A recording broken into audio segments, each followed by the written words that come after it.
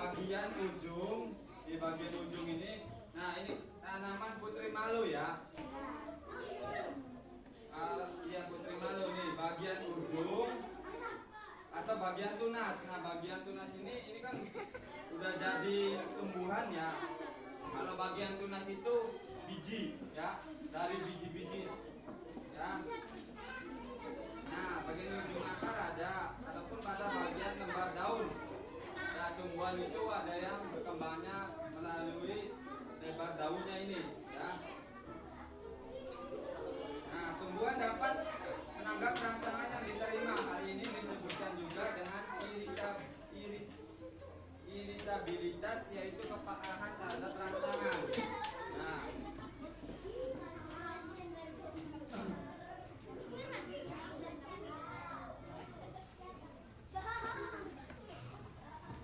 Nah, baik ya.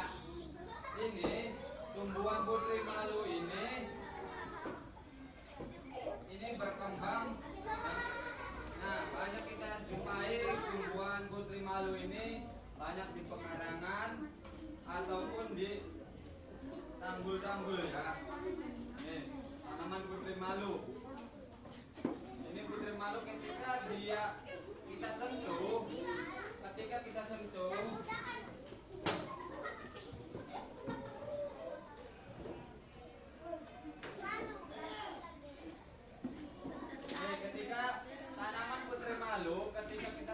dia mengecup ya, mengecup tuh ya. Karena apa? Tanaman putri malu dia akan melindungi dirinya dari serangan hewan yang memakan daun-daunnya. Tuh, dia mengecup ya, dia melindungi dirinya dari hewan ataupun dari manusia ya. Nah, ketika mekar tanaman putri malu ini butuh waktu berapa menit? Ada yang tahu nggak? Atau berapa detik? Nah, bukan, salah. Nah, ya. Tanaman putri malu ini ketika kita di luar nggak ada cahaya matahari yang memasuk, dia melebarnya itu lama, ya. Butuh waktu dari 14 detik.